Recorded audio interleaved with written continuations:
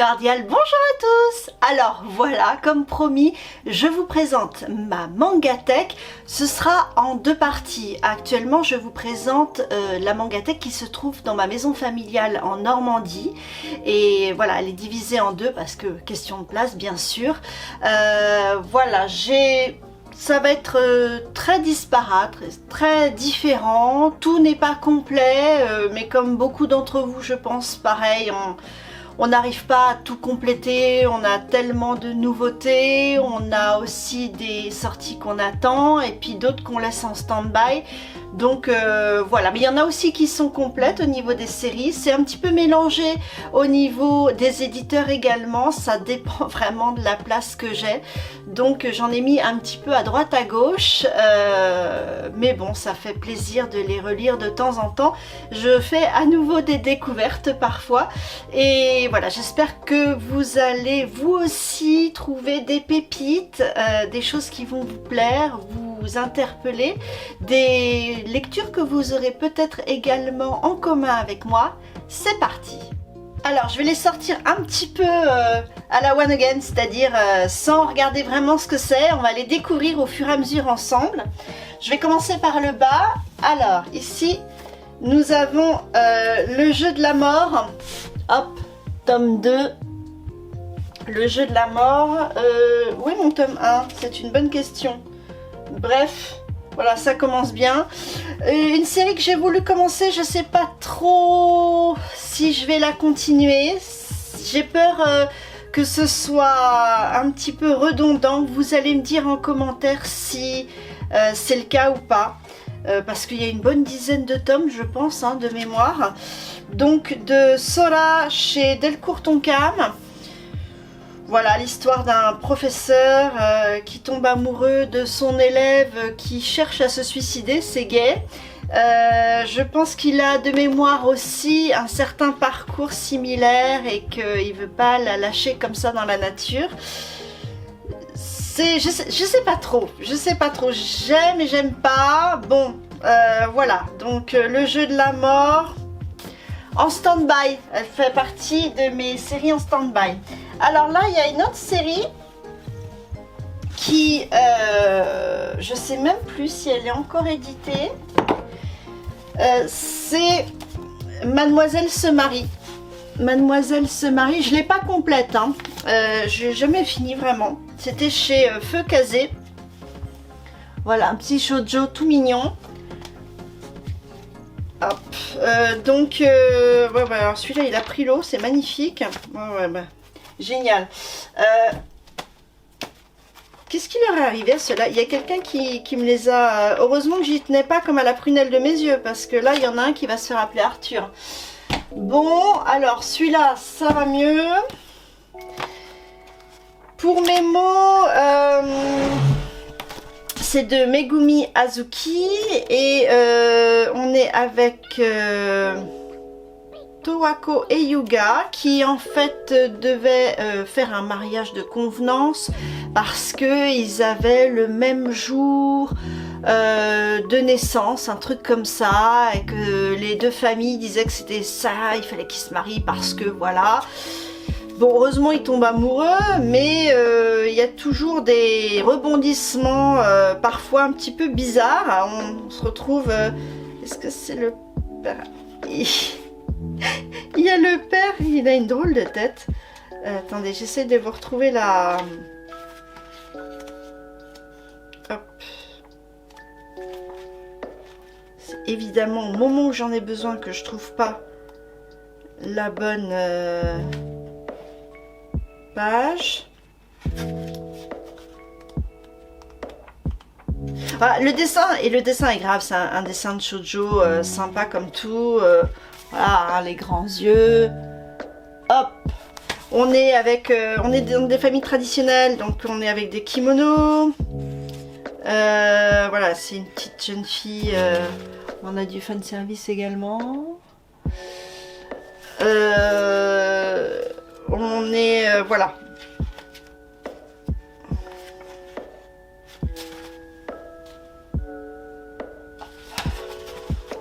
Bon, une petite série sympa, je sais pas trop, J'ai eu la flemme aussi de la continuer, c'est pas très sympa, mais bon, les goûts évoluent. Si vous la connaissez, n'hésitez pas à me le dire. Je range ça. Ensuite, nous avons pareil, une ancienne série Stardust Wink de Nana Haruta chez Panini Manga. Pareil, une série, je pense plus qu'elle soit éditée. Hop, voilà.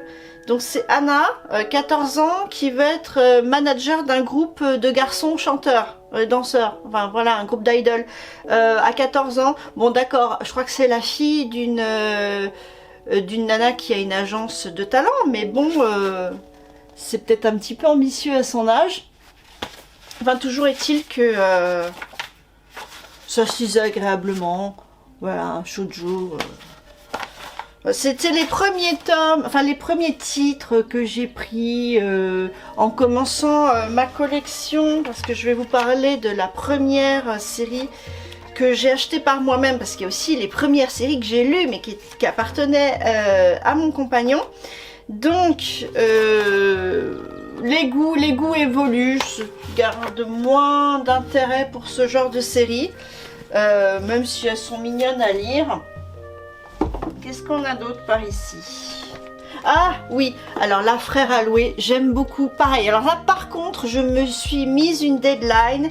Je veux la compléter, je crois qu'elle est en 4 tomes, je veux absolument me la compléter, de Ichihiro Ako chez Delcourt Tonkam, et elle est toujours d'actualité, elle est toujours vendue.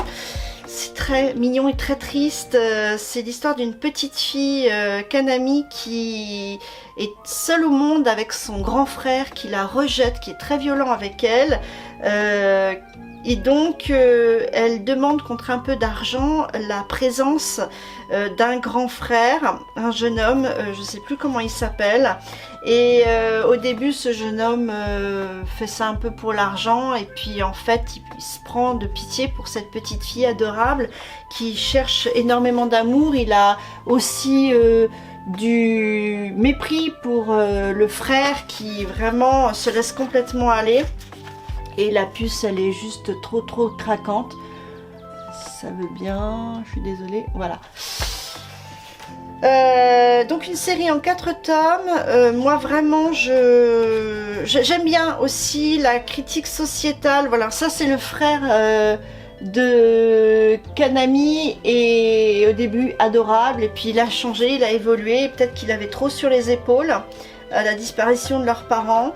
Voilà, hein, il est vraiment dur avec la petite, il passe ses nerfs, je pense, sur elle. La caméra fait ce qu'elle veut, hein, voilà. Donc en 4 tomes, je ne sais pas du coup comment ça se finit, mais j'aime beaucoup. C'est une petite série qui m'a prise aux tripes. Donc celle-là, par contre, elle fait partie des séries que je veux finir. Frère Alloué d'Ichihiro Ako chez Delcourt Tonkam. Ensuite nous avons Egrégor que j'ai découvert à la Japan Expo l'année dernière.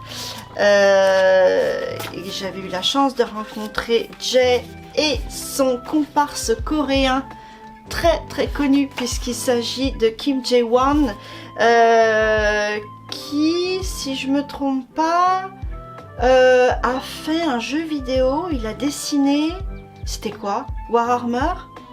Je vais vous le mettre là sur l'écran parce que je sais plus là comme ça, mais je sais que c'est une pointure dans son domaine. Donc il m'a fait un joli dessin, une jolie dédicace. Donc pareil, c'est une série qui est intéressante, Jay avait fait vraiment un super scénario. Donc l'égrégore, c'est l'énergie magique, hein, qu'on dégage, et après voilà, il y a des gens qui l'utilisent pour protéger ou alors pour soumettre.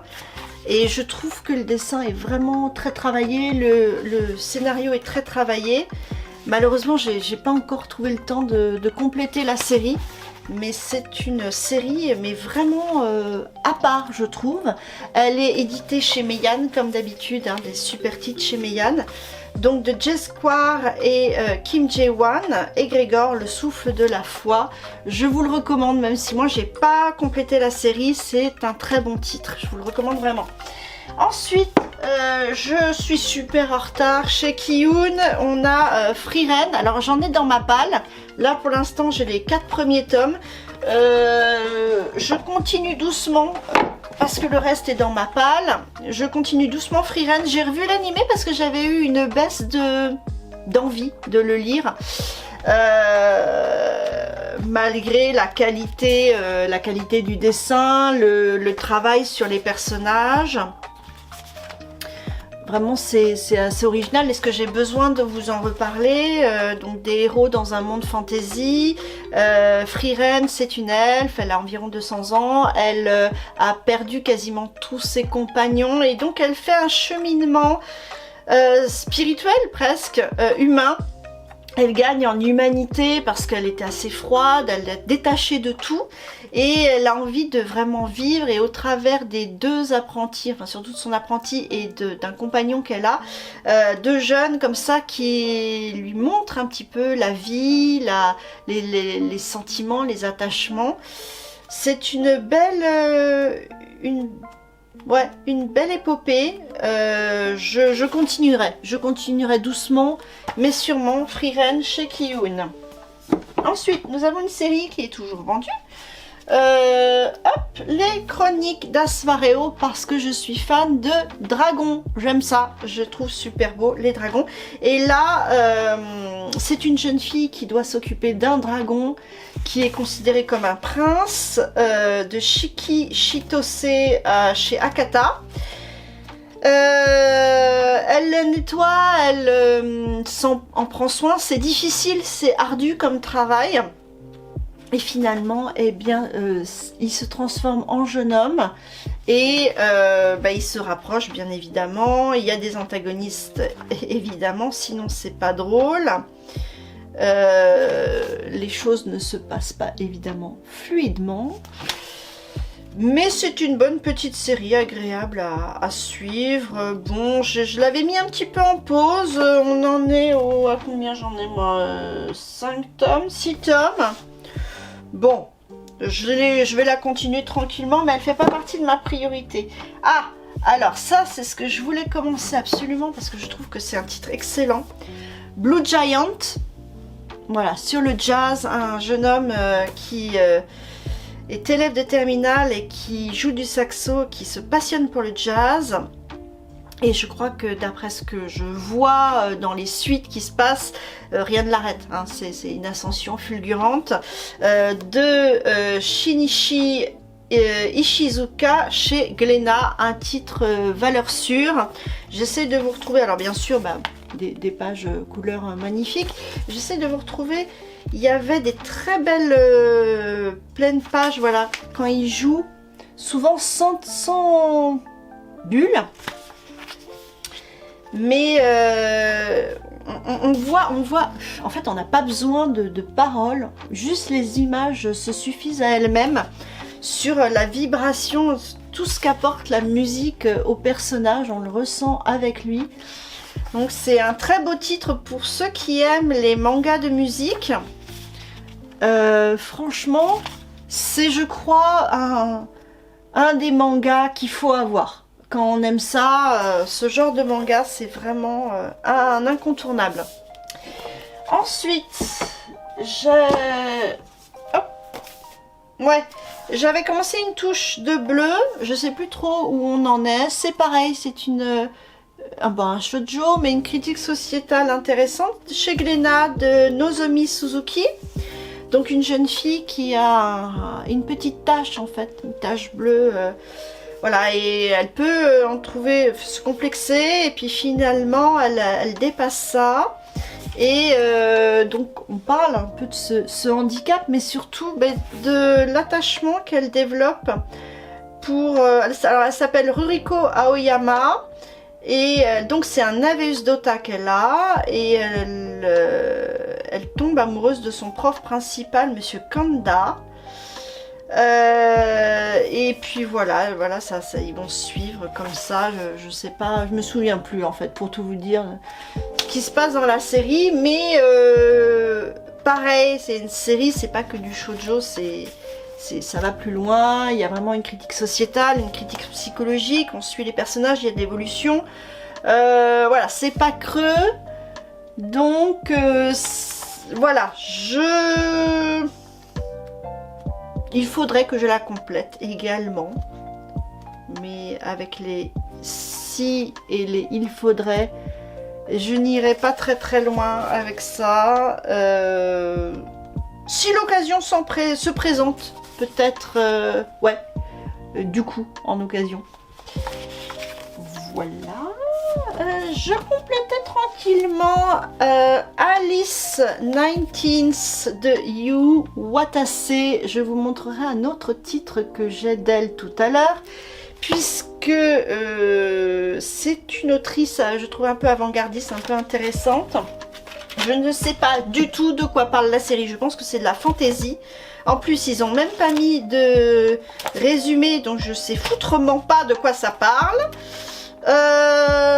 Bon bah écoutez, à part les dessins de Yu Watase que j'aime bien les gars qu'elle dessine, ouais, je les trouve mignons comme tout. Voilà, je suis une cougar, je l'assume, mais tout ça c'est dans ma tête, hein, je vous rassure. Un peu comme tout le monde, je dirais, hein. Je pense que les garçons ils font ça avec les filles avec les garçons, et puis peut-être aussi en mixte pour ceux qui aiment bien. Donc bon, on voit ces filles et garçons. Je sais pas du tout de quoi ça parle. D'ailleurs, vous avez le droit de me le dire en commentaire. Mais j'aime bien le dessin. Et puis souvent, il y a une bonne histoire. Donc, j'en suis à combien de tomes, moi? J'en suis à 4 tomes de cette série. Ah bah oui. Pareil. Alors ça, c'est le genre de série... peu importe le tome que vous avez, si vous commencez, si vous prenez au milieu, si vous prenez à la fin, c'est des running gags et vous pouvez les prendre n'importe quand. Ça j'aime bien. Donc la voix du tablier. Donc vous voyez, j'ai le tome 6 et j'ai le tome 1. Donc juste parce que voilà, selon les recettes qu'ils proposaient, donc on est sur l'histoire déjantée d'un ancien Yakuza, Tatsu l'immortel de son petit nom, qui est devenu homme au foyer, pardon, d'habitude. Homme au foyer, le terrible Yakuza.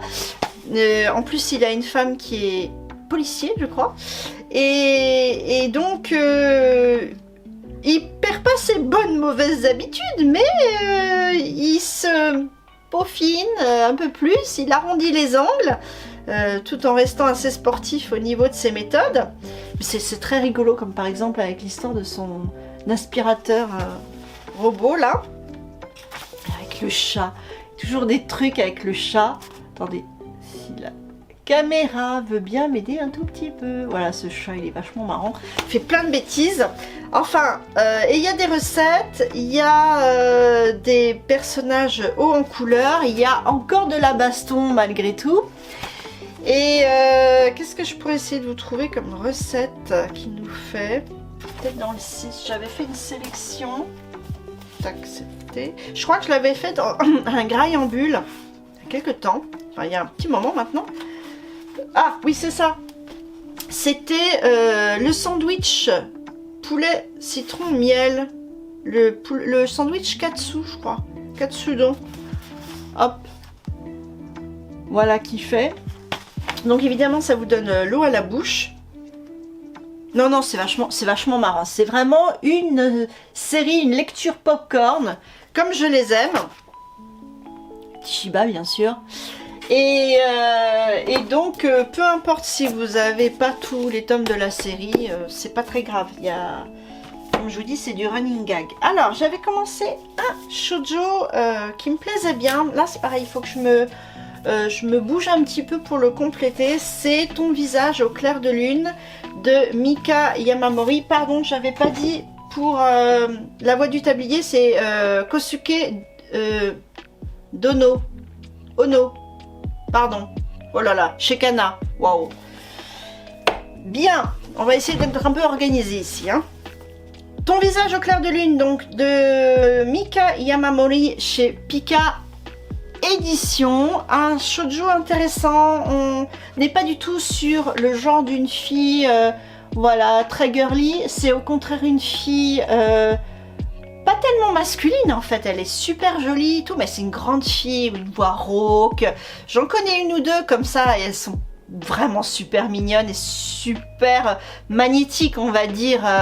On se retourne sur leur passage, elles laissent pas indifférent. Donc ça, c'est le cas de cette jeune fille qui s'appelle Yaoi, qui d'ailleurs est appelé le prince de son lycée pour filles, avec un autre prince. Elle va rencontrer un autre prince qui est pareil interpellé par son aura.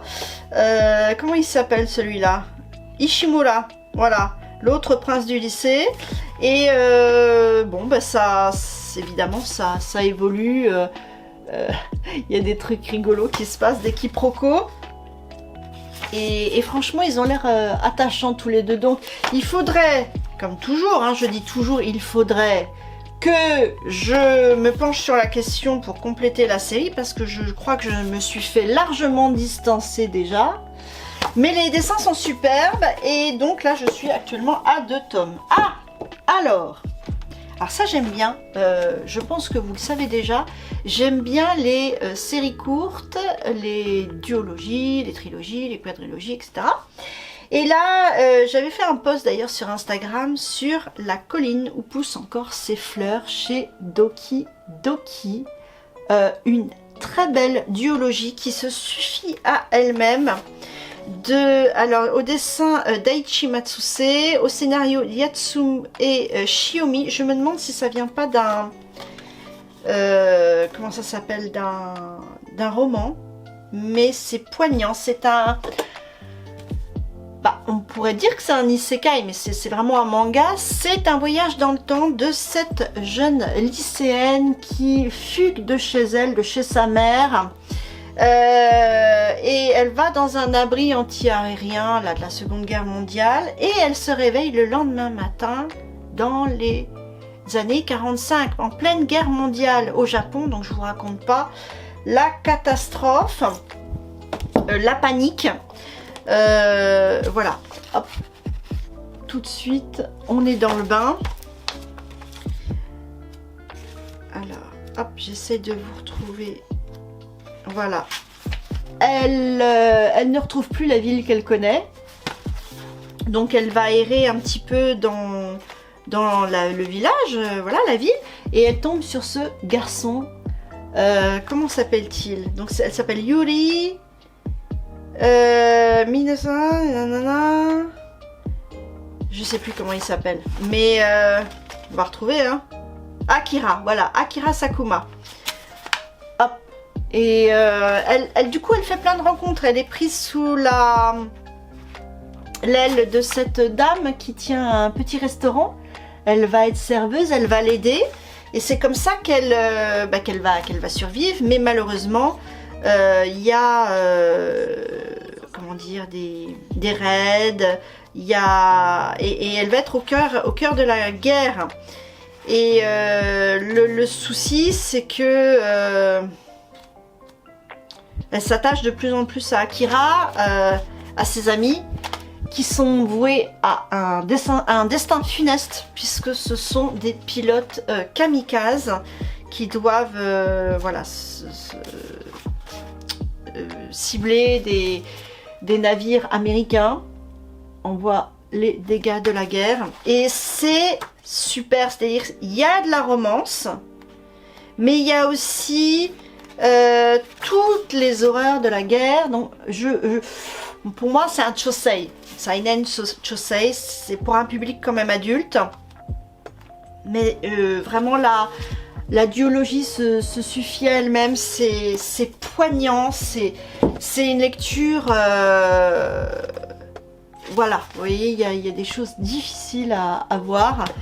Mais moi je trouve que c'est d'intérêt public. On voit aussi toute la résilience dont sont capables les Japonais quand ils sont dans la mierda, et voilà, beaucoup de liens humains, de soutien.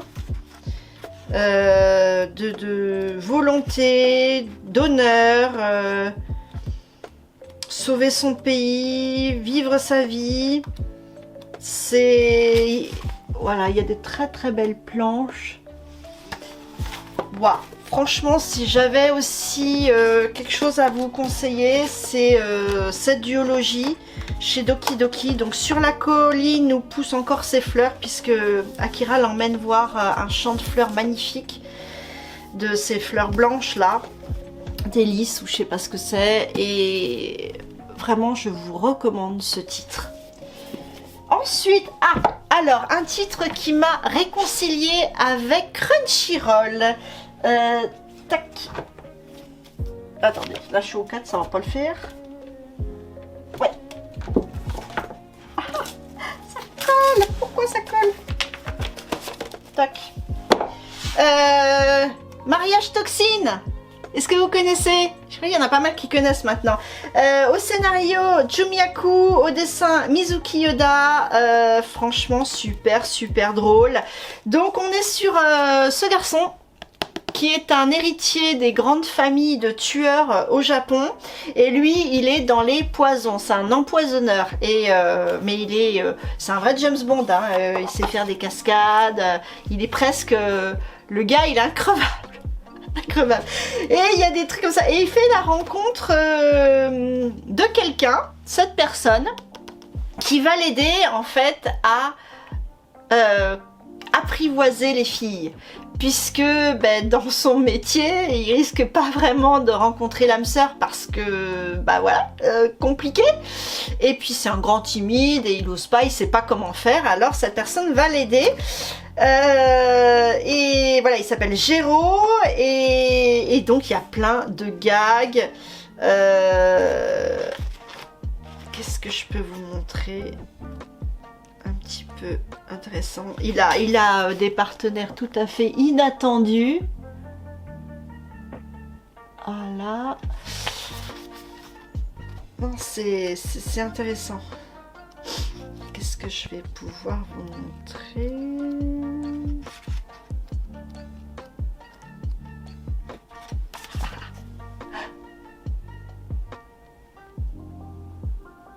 Ma caméra est un petit peu capricieuse, je suis désolée. Voilà, mais c'est de haute voltige, allons-nous dire. De haute voltige. Franchement, rigolo. Ça bouge dans tous les sens, c'est marrant. Bon, c'est à partir de bien 13 ans quand même, hein, parce que voilà, c'est un peu... ça peut être un peu violent quand même. Mais c'est une très bonne série. Je suis à peu près à jour, je crois. À peu près. Et franchement, il est charismatique ce jeune homme. Ah ben non, c'est Géraud, oui c'est ça. Géraud, voilà. Il est charismatique, donc voilà, une petite série, franchement celle-là, alors là je la suis de près. Vraiment sympa. Très bon pour Crunchyroll d'avoir trouvé ça. Donc on passe, j'ai craqué, parce que je l'avais lu en, je crois sur Webtoon. Qu'est-ce qui cloche avec la secrétaire Kim de Kim Young-mi, pardon, et Jong Young-yoon, pardon, hein, j'accroche tout, me tapez pas les coréens, je suis désolée, j'ai pas l'accent. Chez Kibooks, voilà, avec le super PDG, trop beau. Et donc c'est l'histoire d'une secrétaire très dévouée depuis des années, qui a décidé de vivre pour elle, hein, on a marre, les heures sup, le truc, le machin, voilà, parce que son boss, il est imbu de lui-même, il pense qu'à lui, il la considère comme une sous-fifre. Et alors là, ça lui fait tout drôle quand sa secrétaire lui donne sa démission, et là, il veut pas la laisser partir, il lui court après, et c'est très drôle. Donc c'était un beau format, mais alors moi, pardon, ma caméra s'était arrêtée. Donc je reprends le fil. J'ai un peu de mal à acheter des webtoons reliés. parce que je les lis sur plateforme. Caméra soit sympa, non, elle est pas sympa, elle veut pas. Pourtant, c'est pas faute de lui. Voilà. Mais j'ai du mal, parce que moi j'ai l'habitude de scroller avec les webtoons et bon, c'est une superbe qualité, mais puis c'est cher. Bah du coup, vous payez la qualité, c'est cher.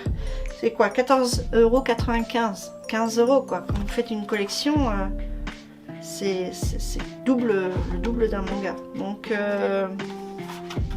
je sais pas trop. Je le garde pour l'instant, je me tâte. Je me dis, bon, si je tombe sur la suite, à un prix raisonnable, pourquoi pas. Voilà. Ah, pareil, ça... J'attends un des piliers du manga japonais, n'est-ce pas? Nous osons le dire, absolument, je confirme, mais personne, je ne trouverai personne pour me dire le contraire, pas un d'entre vous. Je parlais bien évidemment de FMA, édition prestige chez Kurokawa, de Hiromu Arakawa, bien évidemment, qui a écrit également, personne ne le sait, et tout le monde l'oublie, Silver Spoon. Donc les aventures d'un lycéen dans un lycée agricole tout au nord du Japon, là où elle habite. Très bonne adaptation, très bon format, qualité extraordinaire de papier. Voilà, un titre extraordinaire, mais il faut que je me le complète et il y en a une chienée. Mais c'est un truc qu'il faut avoir. Bon, après, il faut avoir la place aussi de les avoir. Je manque un peu de place. Voilà, je manque un peu de place. Donc, deux frères alchimistes qui ont voulu, je crois, ressusciter leur mère, si je me souviens bien. Et puis, ben, l'un des deux, je sais plus comment il s'appelle. Hein. Ça fait longtemps que je ne l'ai pas lu, je le connais pas par cœur. Hein, mais je sais que j'avais bien aimé. Juste à part la période des chimères, là, j'ai pas aimé. Enfin, j'ai pas aimé. Personne, je crois, n'a aimé. Bref, donc ils essayent de trouver la solution pour retransformer l'un des frères qui est donc enfermé dans cette armure, voilà, et lui retrouver un support physique. Et lui a perdu son bras dans l'affaire. Je résume absolument mal, hein, mais vous allez vous y faire. Bon, quoi d'autre? Ah, oui, excellent aussi, pareil, il faudrait que je complète, pareil, il faudrait que quoi, hein? Chez Lézard Noir, le Tigre des Neiges, d'Akiko Higashimura, voilà. Un autre excellent titre de cette autrice de Tara Reba Girl, voilà, hein, bon, je sais. Une chef de guerre, on sait pas trop. Normalement, ça a été une fille, mais on sait pas trop. Et alors, ce qui est très rigolo avec cette autrice, c'est qu'elle est tellement flemmarde elle-même qu'elle vous fait le haut version historique classique, voilà, pour les sérieux, et en dessous pour les flemmards. Et ça, j'adore. Un très beau format. Un beau dessin, une épopée historique, parce que moi j'aime bien hein, tout ce qui est roman historique, donc ça me parle, le Japon, l'histoire du Japon, j'aime beaucoup. Alors pareil, il faut vraiment que je me le complète, mais une valeur sûre. Pareil, si vous aimez l'histoire, le Japon, rigoler un petit coup, bah, je vous conseille le Tigre des Neiges, c'est une valeur sûre. Ensuite, nous avons quoi? Ah bah oui, le Sommet des Dieux. Alors j'ai les deux premiers tomes, parce qu'en fait j'ai mon beau-frère qui les a tous, alors j'ai eu la flemme d'acheter les autres. Que si j'ai envie de les lire, eh ben, je vais chez lui. Donc un magnifique format chez... c'était chez qui cela? Ah oui, chez Kana. Chez Kana. Donc avec une couverture cartonnée. J'avais fait une vidéo dessus, hein, donc je vous invite à aller la voir. Ce sont bien sûr des histoires d'alpinisme. de mémoire, c'est un journaliste qui suit un alpiniste japonais qui est mort, hein, voilà. Mais il a eu plein d'aventures avant et on suit rétrospectivement ses aventures. C'est intéressant. Je sais plus, hein, pour tout vous dire, les tenants et aboutissants. Ça fait plusieurs mois que j'ai pas lu la série. Mais c'est pareil, pour des gens qui aiment la nature sauvage, les planches renversantes de beauté, peu importe, parce que, pardon, hein, j'ai oublié de repréciser, Jiro Taniguchi et à l'écriture Baku Yumema Kura, voilà, c'est ça, c'est plus, c'est tout, il n'y a rien à rajouter. Voilà, c'est un budget également, mais ça vaut le coup. Ensuite, nous avons Jinzo. Jinzo chez Glénat de Mato et Monsieur Tan. Rien à voir, Monsieur Tan, il s'occupe aussi de la lecture jeunesse. C'est lui qui a écrit Mortel Adèle. On adore chez nous. Mortel Adèle. Mato, elle est au dessin et j'ai beaucoup aimé. Celui-là, j'ai beaucoup aimé. Il y a un deuxième, je l'aime un petit peu moins, mais voilà. Les Chiso, ce sont des petites statues genre moines bouddhistes qui, si je me souviens bien, protègent ou marquent la mort d'un enfant ou protègent les enfants, je sais plus trop. Et là, on se retrouve sur un petit garçon qui est perdu, on ne sait pas trop où il en est, et il y a un autre petit garçon qui va venir l'aider, et ils vont tenter d'échapper à une épouvantable sorcière, et on ne sait pas trop où ils en sont, ces enfants-là, on ne sait pas trop ce qui se passe, et on le saura à la fin. Et j'ai bien aimé l'histoire, franchement j'ai bien aimé l'histoire. Celui-là, je vous le conseille chaudement. Ensuite, ils ont fait un deuxième titre qui s'appelle Ningyo. Ningyo, toujours aussi beau. Moi, j'aime bien cette présentation. Alors, il s'agit d'un jeune homme qui part sur les traces de son frère disparu, a priori, qui s'est suicidé dans la super forêt des suicidés. Hein, c'est gay. Et on sait pas trop, voilà, il mène l'enquête et curieusement on tombe sur des créatures absolument inattendues dans cette forêt. Voilà, le travail du décor est magnifique. C'est particulier. C'est une histoire, voilà, qui laissera pas indifférent. Mais elle a beaucoup d'atouts majeurs. Donc, je vous invite quand même à vous y intéresser.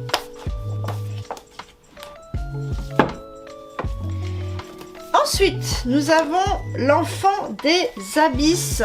Hop, j'avais une super dédicace ici.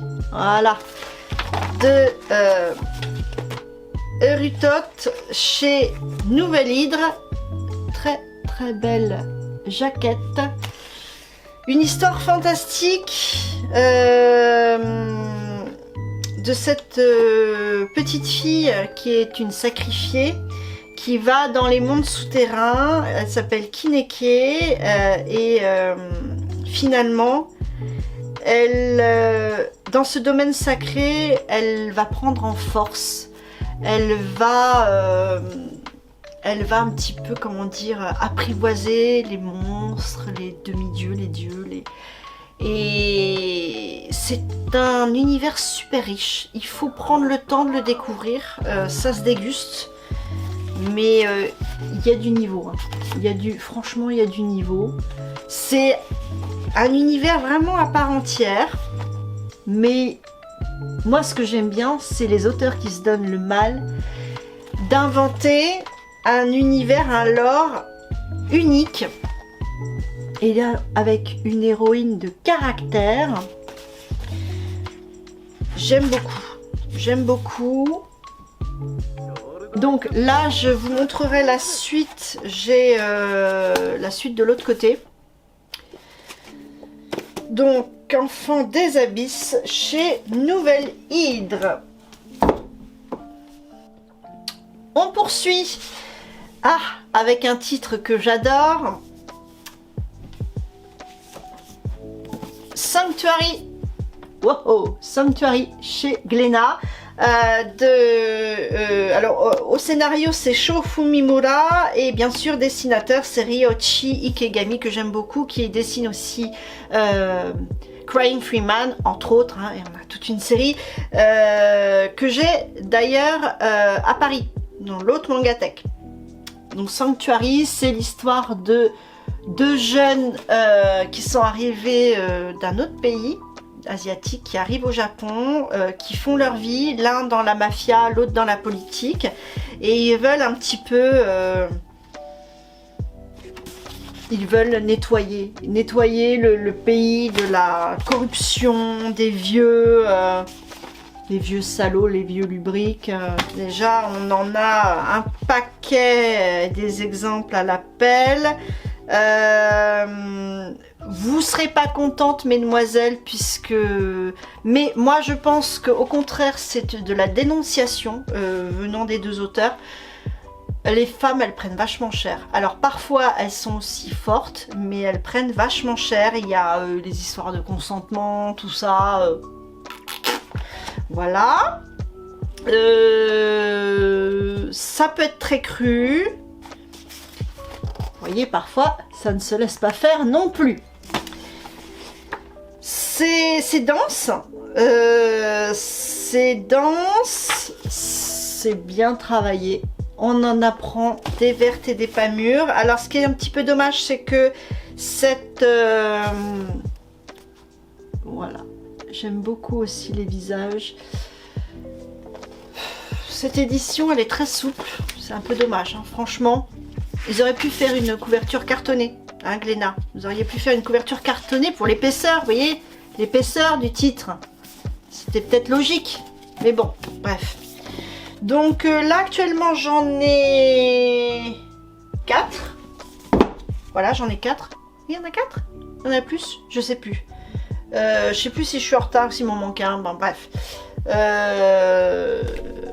Ensuite, une édition qui n'est plus éditée, je pense. C'était la période Twilight chez Pika. C'est une trilogie, il me semble, qui s'est adaptée du film. Très honnête, donc de l'œuvre de Stephanie Meyer par Young Kim, donc coréen. Hop. On suit les aventures de Bella avec la famille de vampires la plus connue au monde. C'est très propre. Franchement, c'est très propre. Qu'est-ce que je pourrais vous montrer ? Il y a même un petit peu de couleur. Voilà, c'est Twilight, quoi. C'est Twilight, mais ça se laisse agréablement lire. C'était ma période vampire Twilight. Voilà, comme tout le monde, je crois. Ah bah, la fameuse, hein, le vampire scintillant dans le soleil, enfin dans la lumière. Voilà, parce que le soleil, il serait plus là. Voilà, donc une relique. Qu'est-ce qu'on a d'autre? Ah, une nouvelle découverte cette année que j'ai bien aimée, toujours chez Les Arts Noirs. Hop, c'est en cours, c'est Couteau et Piment Vert que je vous avais montré dans un précédent haul achat manga, bien sûr. Donc on est, alors ça c'est ça que j'aime bien, c'est qu'on est en 1951. Et c'est une période du Japon qui est rarement exploitée dans les mangas. C'est dessiné et écrit par Yuki Isoya et ça parle d'Ishika qui a 34 ans, qui a perdu son mari pendant la guerre de 45, qui travaille dans un hôtel en tant que chef de partie en cuisine. Déjà, je trouve que c'est vachement bien pour l'époque. Je trouve que c'est assez moderne. Et elle va aider comment dire, sa famille à garder le restaurant familial en s'alliant avec les Kuwanoki. Non, attends, non, pardon. Non, c'est elle est une Kuwanoki et elle se marie avec l'influente famille d'Osaka. Osaka. Attendez. Tac. Bref, elle épouse finalement Amane, le plus jeune de la fratrie, qui a, je crois, 19 ans. Alors, il y a un grand écart, très grand même. Et c'est ça qui est intéressant. Comment ils vont s'en sortir, comment ils vont évoluer, quelles sont les approches. On voit très bien une approche complètement différente du sens des affaires des deux. Bien sûr, on va saliver au fur et à mesure du titre avec des recettes.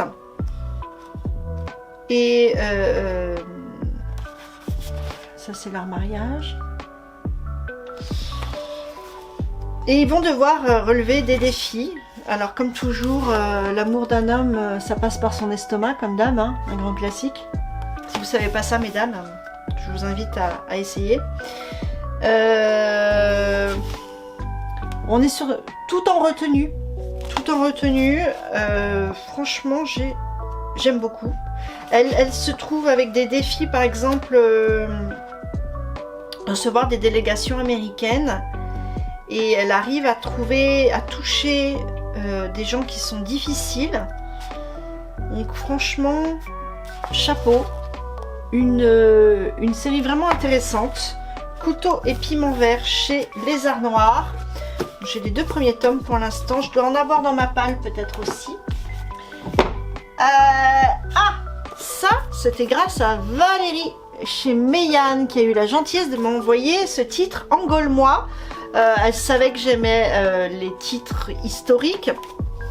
Et là, on est sur l'invasion mongole du Japon. Et ça... que la façon dont ils se battent pour face aux Mongols. Et alors là, bon, c'est vraiment pas pour tout à mettre entre toutes les mains parce que ça commence très fort. Je vais pas vous le montrer. Je vais vous montrer ça éventuellement. Mais il y a... Alors, c'est en fait un manga de guerre stratégique.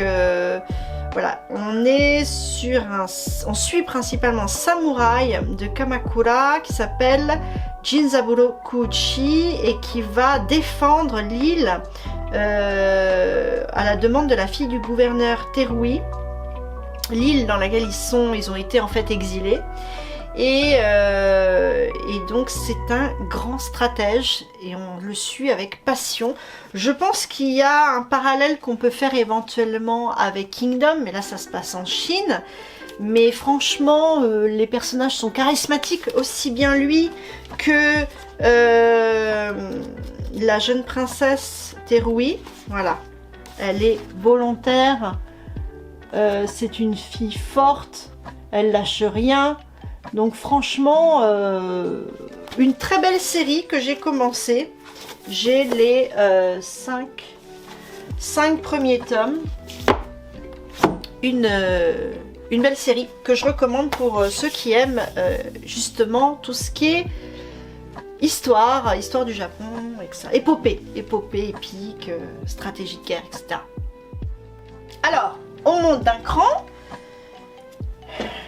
Je vous parlais tout à l'heure de la première série que j'ai commencé pour moi, que j'ai commencé à acheter par moi-même. Et une autrice que j'aimais beaucoup, et j'aimais beaucoup son trait, je suis devenue fan de l'anime. C'était vraiment ma période, bon ouais, c'était la période, comme je vous disais, Twilight. Vampire Knight, voilà, Vampire Knight. C'est ma Madeleine de Proust manga. J'adore cette série. Même si peut-être elle a un peu vieilli, même si tout n'est pas parfait dedans, je l'aime d'amour. Je l'aime d'amour. C'est ma Madeleine de Proust et personne ne me fera changer d'avis. J'adore. Oui, il y a des choses qui ne sont pas catholiques dans ce manga, des choses pas nettes, mais J'aime beaucoup cette série. Voilà, il faut la prendre comme un univers original et atypique. Franchement, j'adore. Je ne sais pas si tout le monde connaît. Donc j'ai toute la série. Alors pour le coup, j'ai toute la série. J'ai même le fanbook. Hop. Voilà, avec toutes les indications, tous les petites, tout ce qu'on pourrait rêver d'avoir, les illustrations, les explications, les petites illustrations en plus, d'explications, voilà, c'est pour faire plaisir aux fans, mais ça se laisse lire. Alors, par contre, je suis très en retard et j'ai du mal. J'étais contente de lire la série, mais je me suis arrêtée pour l'instant, tome 3, mais je complète, tome 5, j'ai pas tout, de Vampire Knight Memories. J'ai eu du mal à enchaîner. Pour moi, j'avais l'impression que c'était vraiment du fanservice, qu'il n'y avait pas vraiment d'histoire derrière. Faudrait que je le relise en fait, honnêtement, pour me refaire exactement une idée de cette deuxième partie de la série. Pour moi, elle a été écrite pour faire plaisir aux fans et ça aurait pu s'arrêter au 13e tome de Vampire Knight. Mais bon, après, il y a aussi des retours sur la série principale, des backgrounds, des choses comme ça peut être intéressant. Ouais, il faut que je retravaille la question, il faut que je prenne le temps de le retravailler, je vais quand même la compléter et puis je me ferai une vraie idée. Alors, de Matsuri Ino, parce que je ne l'ai pas cité, la pauvre, et on est donc chez Panini Manga. Wanted, un one-shot sur les pirates, très sympa, j'aime beaucoup. Une fille qui s'appelle Armeria, qui chante magnifiquement bien. Et un pirate enlève son premier amour, Luce, et elle décide de partir à sa recherche et elle se fait passer pour un moussaillon, enfin voilà, et finalement elle arrive à le retrouver et là, quelle n'est pas sa surprise quand... Je vous laisse lire, en tout cas, très sympa. Ça va assez vite, c'est un one shot, mais on retrouve le trait de Matsuri Ino. Elle avait envie d'écrire, de dessiner une histoire de pirate, je la comprends, c'est fort sympathique, c'est plein d'émulation. Ensuite nous avons une série en 4 tomes, Meru Puri. Donc c'est une histoire rigolote de magie, comment on pourrait dire ça, Merchant Prince. Une jeune fille, celle que vous voyez sur la couverture, qui, je sais plus par quel tenant et aboutissant, elle s'appelle Airi. Elle rencontre un petit garçon égaré, c'est ça, Alam. Elle décide de s'en occuper, elle vit loin de ses parents, c'est un classique, les parents ils sont jamais là dans les mangas, hein. Souvent ou ils sont orphelins ou alors ils sont à l'autre bout de la terre les parents, c'est normal, hein. Les enfants ils sont juste total autonomes. Et donc Alam il est victime d'un mauvais sort dans un autre univers et il vieillit à chaque fois qu'il se retrouve dans l'obscurité, donc autant vous dire qu'il y a un nombre de quiproquos absolument phénoménal. Et donc voilà, et elle le suivra dans son... Voilà, il a un peu souffert, bon j'ouvre pas trop, il a un peu souffert mon manga. Là la colle, elle commence à plus faire son office. Mais c'est tout mignon. Alors ça dépend du mood dans lequel on est, mais moi j'aime bien. Pareil, je suis attachée à cette série, c'est une des premières séries que j'ai achetées. Bah, forcément quand on aime un auteur, bah, on a envie de tout acheter de lui quasiment. Hein. Par contre, ça c'est ma fille aînée qui a acheté Captive Hearts, donc une des premières séries de l'autrice, et ça ne m'a pas du tout, j'ai pas du tout accroché. Ça m'a pas du tout parlé, alors bon c'est la série de ma fille donc je vais pas l'acheter, je vais pas la revendre. Aucun intérêt, 5 tomes, bon, voilà, elle reste dans la collection. Ah, oui, ça, c'est le signe que je vais vous faire une vidéo dessus un jour. Ah, vous l'avez reconnu, Kaiju numéro 8 de Naoya Matsumoto chez Kazé, maintenant Crunchyroll.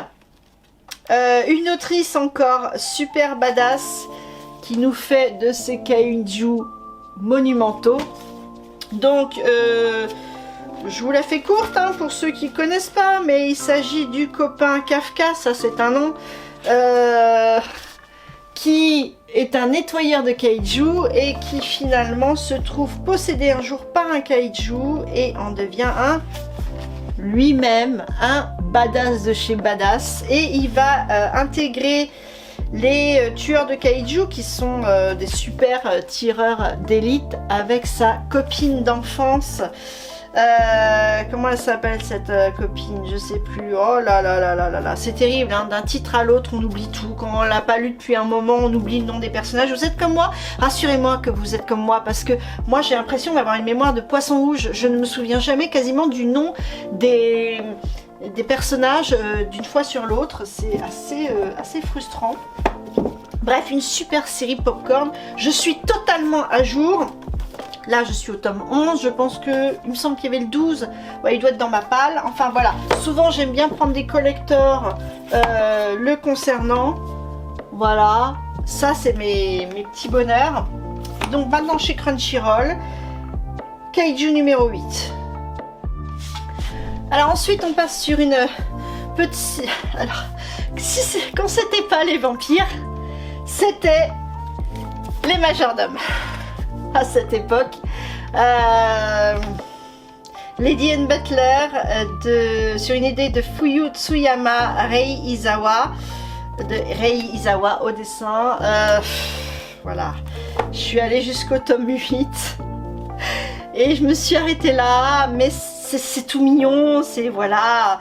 Donc c'est une fille, elle a genre rien à faire là parce elle rentre dans un lycée d'élite et finalement en plus elle tombe sur le best ever élève majordome qui est en plus richissime, qui bah lui comment on appelle ça, bah, il tombe amoureux quoi, il a vraiment de l'intérêt pour elle. Donc que des brochettes de beaux gosses et c'est très light, c'est très mignon, c'est marrant. Voilà, c'est un petit shoujo des familles. Franchement, peut être lu par tout et n'importe qui, même les plus jeunes. Franchement, vous trouverez pas des choses licencieuses dedans. Avant des histoires de princes et princesses, c'était une période aussi de ma vie que j'ai eue. Voilà. Ah, rien à voir. C'était chez Pika. On continue chez Pika avec une série qui malheureusement, je crois, a été arrêtée. Qu'est-ce qu'elle était drôle. Chibi Vampire, toujours des vampires, mais alors qu'est-ce que c'est drôle, et là c'est un peu licencieux. En fait c'est une vampire, Karine, qui ne veut pas aspirer le sang des hommes, et du coup c'est elle qui reverse du sang en saignant du nez, et il n'y a que avec son camarade de classe Kenta Usui que les choses empirent en fait.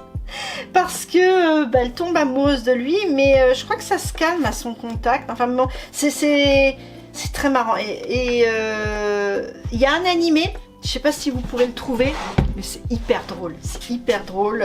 Une famille complètement déjantée. J'aime beaucoup le dessin également.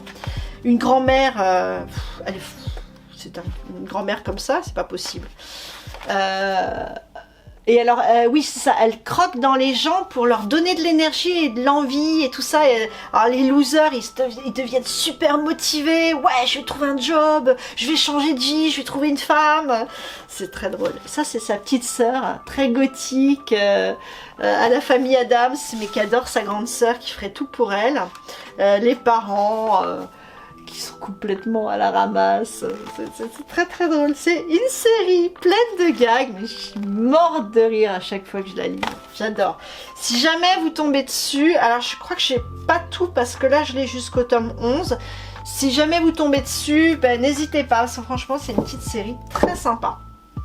Alors, à mon grand regret, pourtant je vous en ai déjà parlé dans une vidéo que je vous ai faite sur Splash dans les mangas, Amanchu chez anciennement, enfin l'ancienne édition de Kiyun, je suis pas sûre qu'il l'édite encore, je suis pas sûre. Amanchu de Kozue Amano, ce n'est pas une inconnue. Une merveille, une merveille. Malheureusement, j'ai laissé passer le coche. J'ai que les 2 premiers tomes. Mais qu'est-ce que c'est beau! C'est l'histoire d'une fille qui arrive de Tokyo, celle-là. Elle s'appelle... attends. Futaba. Voilà, c'est ça, Futaba. Et elle rencontre Hikari, donc sur une petite île, qui est une fan de plongée. Et elles vont finalement décider de plonger ensemble. Elles sont camarades de classe. Il y a des planches juste extraordinaires. Si vous voulez voir un peu mieux, allez voir ma vidéo.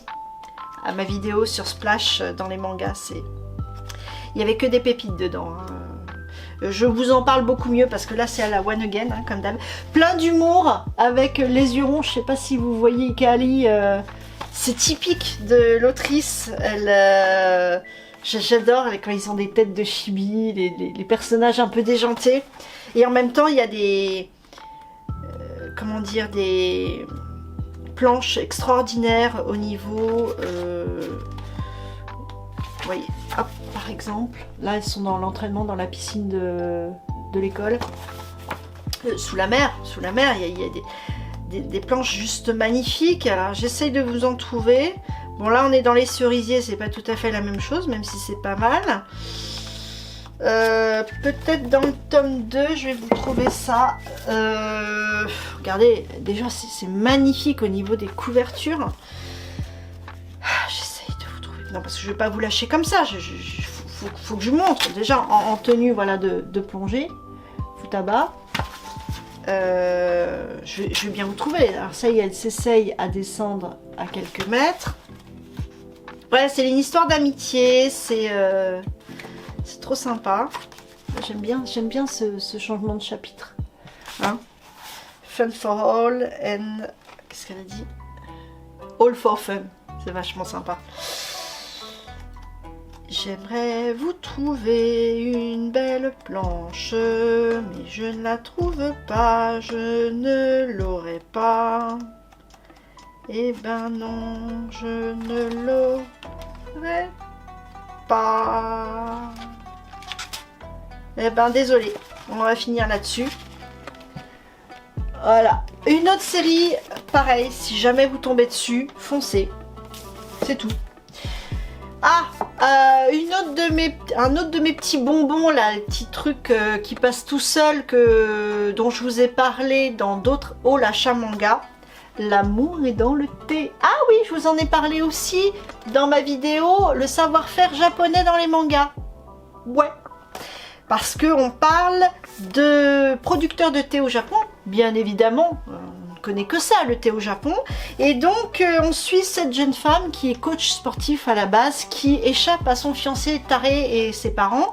Et elle se retrouve, elle revient chez elle dans la maison familiale, qui est aussi productrice de thé. Et son frère n'a pas du tout repris l'exploitation. Il s'en remet à un garçon, celui-là, un homme, un jeune homme, la trentaine je crois, qui s'appelle je ne sais plus comment. Oh, je vous dis, j'ai vraiment pas la mémoire des noms. Elle s'appelle Chaco. Et lui, quand il n'y a pas sur les résumés, je suis foutue. Comment il s'appelle? Bref, ils se font passer pour mariés. Et puis sur ce compromis, ils doivent jouer le jeu. Et puis vous vous doutez bien qu'ils vont tomber réellement amoureux. Et c'est plein d'humour avec la petite nièce de Chaco qui est trop mignonne. Et on apprend plein de choses en fait avec la production de thé, la qualité du thé. C'est très drôle. Donc non, franchement, franchement c'est sympa. Et bien sûr, voilà. Bien sûr, il y a des choses qui se passent. Donc, une petite série sur laquelle je suis à jour. Voilà. Ah, un one shot que j'ai beaucoup aimé chez Mao Édition. Très coloré au niveau de la couverture. C'est dans les années 30, la voyageuse de 1934, Time Traveler. C'est une autrice taïwanaise, si je ne me trompe pas. Bref, elle s'appelle Wu Yushi, sur une œuvre originale de Walling. Et pareil, c'est dans les années 30. J'ai beaucoup aimé, le dessin est très sympa. Et c'est une chanteuse qui n'arrive pas, qui est une chanteuse de mariage, qui n'arrive pas à se trouver vraiment sa place, vraiment sa voix, vraiment son style. Et finalement, elle tombe sur une jeune femme qui pourrait bien venir du passé. Et qui elle aussi est perdue dans cette époque. Ils vont se serrer les coudes et ça va être une magnifique aventure. J'ai beaucoup aimé ce one shot qui fait une véritable immersion dans le passé et qui parle très très bien des liens familiaux, voilà, c'est une mise en situation que j'ai trouvé intéressante. Toujours chez Mao Édition, un autre one shot qui s'appelle Nine Lives Man. Donc là on est sur une histoire d'amour déçu, un garçon qui est fou amoureux depuis ses 14 ans d'une jeune fille, King, lui s'appelle Yang, donc c'est chinois. Et il y a un truc bizarre qui lui arrive, c'est que il voit des cœurs apparaître au-dessus de sa tête. Et il s'aperçoit que lui, il a quoi? Enfin, voilà, c'est... Il n'arrive pas à trouver... Il la retrouve plus tard dans sa vie. Et lui, il a que 3 cœurs au-dessus de sa tête. Donc on apprend ce que ça veut dire au fur et à mesure. C'est pas forcément une fin heureuse, mais c'est une fin intéressante. Donc je vais pas vous spoiler, mais j'ai trouvé que l'approche était originale. Et le dessin est tout à fait convenable. Ensuite, une autre série qui a été arrêtée. Combien il y a sur le net de... Comment on appelle ça? D'enchères pas nettes sur cette série. L'Arcane de l'Aube. Il y a un animé aussi, je crois, dessus, de Ray Thomas. Excellent, excellent, excellent. Une nouvelle, on pense à Yona, princesse de l'Aube, mais avant elle, il y avait, comment elle s'appelle? Nabaka, c'est ça? Nakaba, voilà. Qui était une princesse rousse, et pareil, par rapport à sa couleur, elle cadre pas dans le paysage. Elle a un ami qui est mi-homme, mi-chien. Et donc, évidemment, on est sur l'esclavagisme, le racisme dans ce monde fantasy. C'est excellent. Elle se bat pour sa vie, elle se bat pour les autres. Bien sûr, elle va faire tomber amoureuse un des protagonistes essentiels. Voilà, ça peut être très dur. C'est une excellente série. Si jamais, pareil, vous tombez dessus, eh bien, n'hésitez pas. Pareil, j'ai loupé le coche. Je n'ai pas réussi à la compléter. J'en suis à 8 tomes. Si un jour je peux, je compléterai. Ça vaut le coup. Ensuite, nous avons chez Doki Doki. Alors, il y a aussi un animé, Le Conte des Parias. Le Conte des Parias, excellent aussi de Makoto Oshino. Donc là on est sur l'histoire de Wisteria. Oui, là pour le coup je m'en souviens. Wisteria qui rencontre le grand diable Marbas, qui fait partie des grands diables puissants, qui la sauve. En échange elle lui donne sa vue, ses yeux. Et donc il la protège et il la suit dans son périple. Elle essaye de retrouver son frère aîné. Et c'est voilà, c'est une bataille de diables, une bataille d'humains. Qui sont les plus noirs et les plus dangereux? Ne serait-ce pas finalement l'espèce humaine qui a le plus de noirceur dans son cœur? Et les diables finalement ne joueraient que notre jeu? C'est une question que je me pose. Une série que j'ai complète en 8 tomes, le Conte des Parias chez Doki Doki. Une série que je n'ai que jusqu'au tome 8 et pareil, c'est un loupé lamentable puisqu'elle est excellente. Je veux parler de Med Sama. On a également l'animé, une série déjantée, hyper drôle.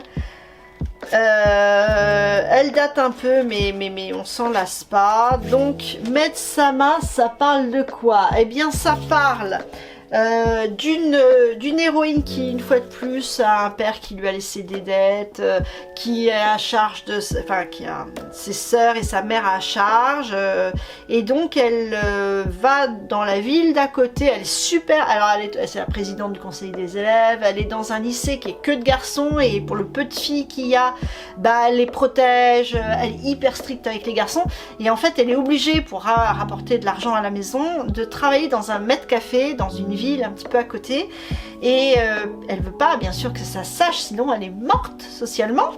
Et elle tombe sur le seul garçon, Takumi Usui, qui va dans ce maître café, et elle prie pour qu'il garde le secret. Et bien évidemment il y a plein d'histoires qui vont se passer.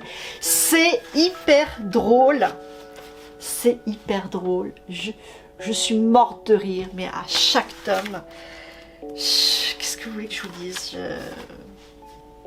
J'adore. C'est une super série. Si pareil vous pouvez la voir, ben n'hésitez pas. A must have. A must have. Alors, on poursuit au-dessus. Toujours chez Pika. Alors, chez Pika Édition. Oui, toujours chez Pika Édition. Saison maudite. Une duologie de Asuka Konichi, l'artiste, la mangaka qui a fait Criminel Fiançailles, que j'adore, qu'on retrouvera dans la Mangatech de Paris. Alors, rien à voir, pas du tout le même univers. On est sur... d'ailleurs, tiens, il faudrait que ça me fait penser à un truc. Mais on est sur le thème du deuil. Et la sœur de l'héroïne aimait un garçon, et finalement ils vont tomber amoureux, et ils ont l'impression de trahir, enfin elle surtout, de trahir sa sœur. C'est un travail sur les sentiments, sur la culpabilité, sur le deuil, qui est très intéressant. Donc toujours un dessin qui est particulier à l'autrice, mais moi je me suis complètement faite au trait de l'autrice. Et donc c'est une duologie, donc ça prend pas beaucoup de place dans la Mangatech, et j'ai beaucoup aimé ce travail de l'autrice sur le deuil, la culpabilité qui ronge, etc. et de refouler les sentiments, etc. J'adore. Ensuite, une autre autrice que j'aime beaucoup, Mizu Sahara, avec son Tales Tale, une petite série en 4 tomes chez Noévé Graphics, pourvu qu'ils reviennent, hein, Noévé Graphics, parce que là ils ont plein de super titres, mais on en est toujours au point mort, hein. Dites-moi si vous avez des nouvelles, mais moi j'en ai pas. Alors cette petite jeune fille, voilà, tout va bien pour elle, et elle rencontre ce garçon Et ce garçon a une particularité qui lui vient de sa mère. Je vais vous le trouver. Si j'y arrive, voilà. Il a une petite queue de cochon. Alors, franchement, en fait, on s'en fout, hein, tant qu'il a son pantalon, qui peut savoir qu'il a une queue de cochon? Mais voilà, c'est parce qu'ils viennent d'une tribu ancienne et un peu mystérieuse. Et donc, ben, évidemment, on est toujours sur l'acceptation de la différence, sur les sentiments, sur plein de choses. C'est une petite série toujours très intéressante, c'est vraiment abordé avec subtilité et nuance. J'aime beaucoup cette autrice, j'aime beaucoup son trait. C'est des personnages qui ont souvent un visage très juvénile. Donc, voilà. Hop, je suis perdue. Tale Stale. Rebelote, on est sur une trilogie. Une trilogie. Joker of Destiny, toujours chez Pika Édition, toujours de Mizu Sahara au dessin, mais au scénario de Michiharu Kusunoki. Voilà. Une trilogie, donc pareil, c'est de la... C'est une histoire inventée, la dark fantasy. Non, pas de la dark fantasy, c'est une histoire fantastique. Voilà, une histoire fantastique d'un garçon. Il s'appelle Kiwa Ogata, qui est étudiant, Tintin.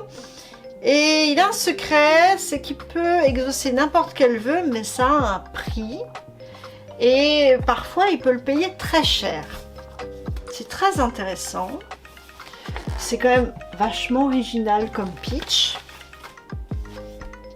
Et toujours le dessin de Mizu Sahara. Je pense qu'elle a fait vraiment des super collabs. C'est assez moderne, enfin c'est parce que voilà, on est plus sur du seinen, hein, parce que là on est sur une vie de couple par exemple.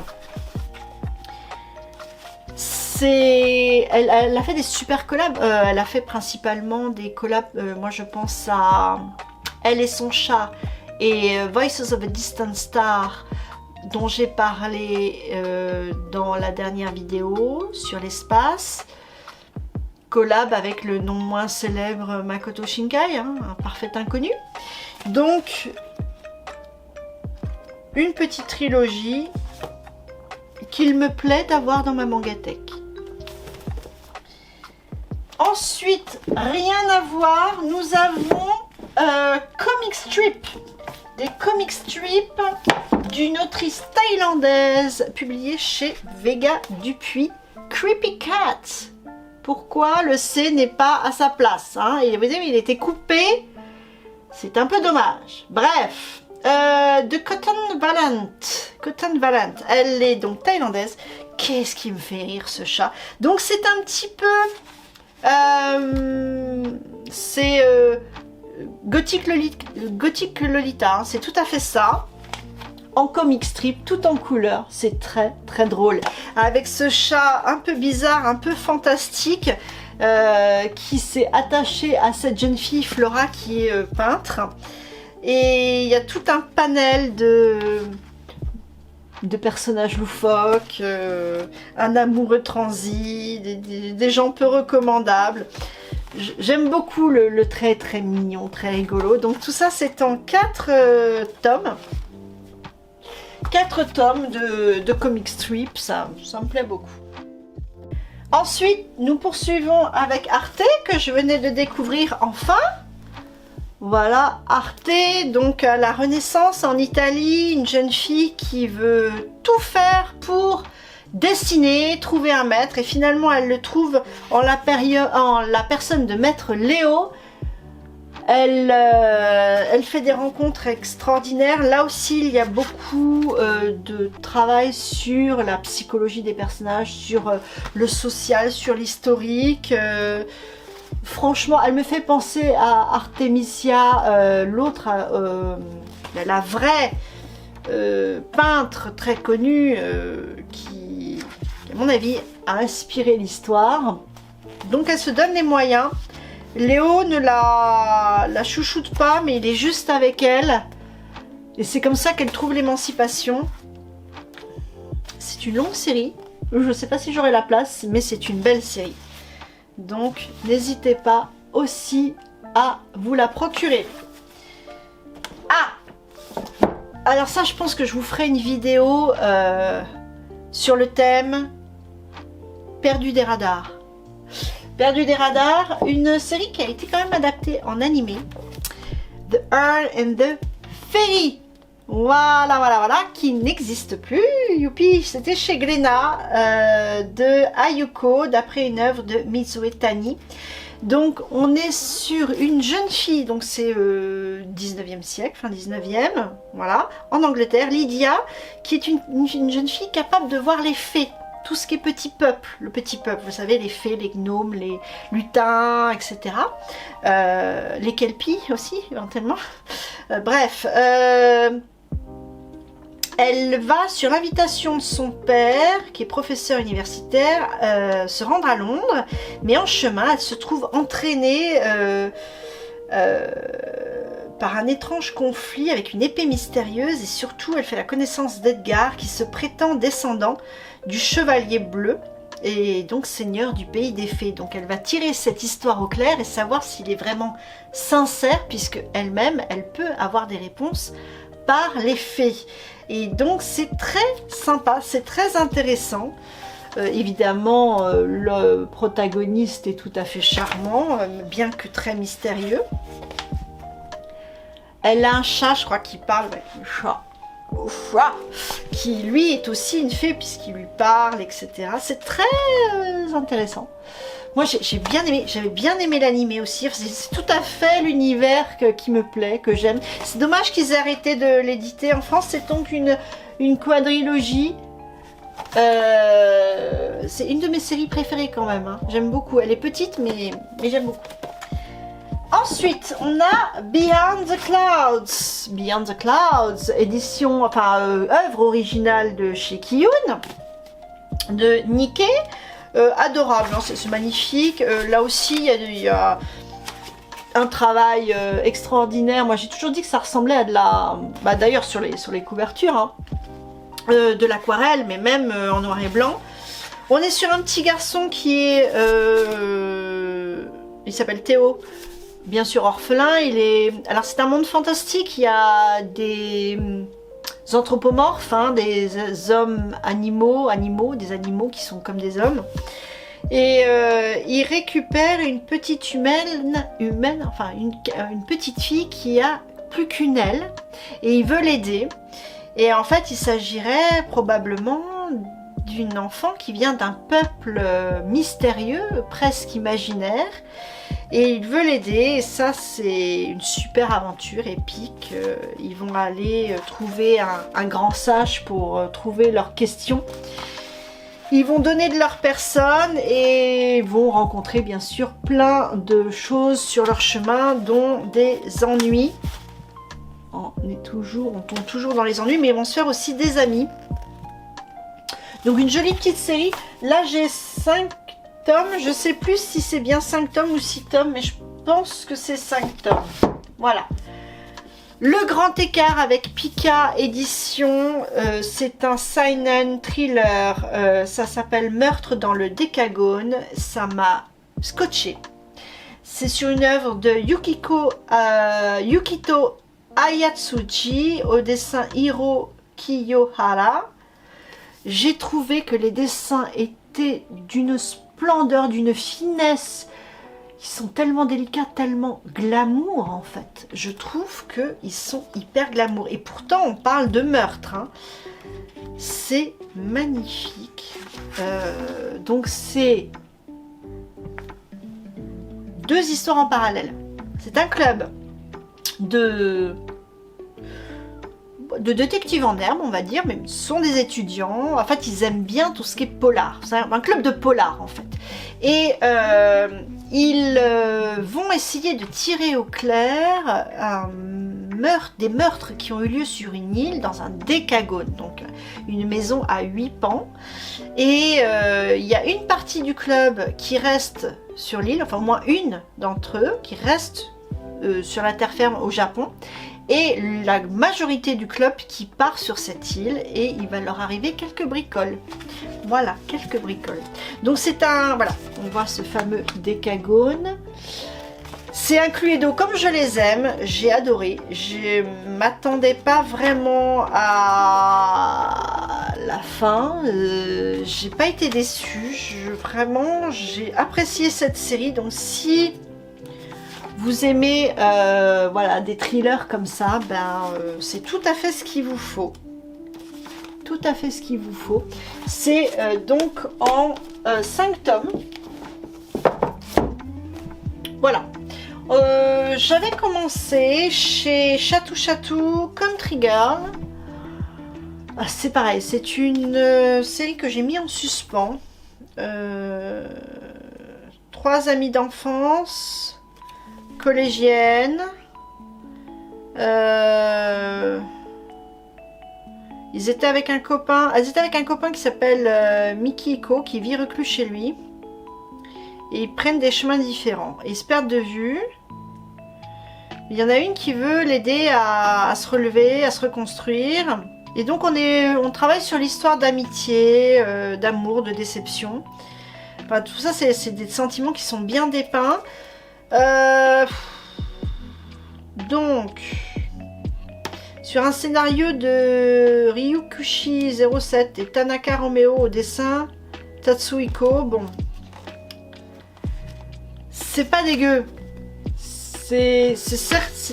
Ça fait longtemps que je l'ai pas lu. C'est peut-être très bien, mais je suis pas sûre de le conserver. La preuve, je n'ai qu'un premier tome. Le dessin est très propre, hein, mais je pense qu'il faut aussi... Ça m'a pas parlé, je crois. Pourtant, traitement des sentiments et tout, je sais pas. Faut que je le relise, faut que je me refasse une opinion. En général, c'est ce que je fais avant de revendre un manga.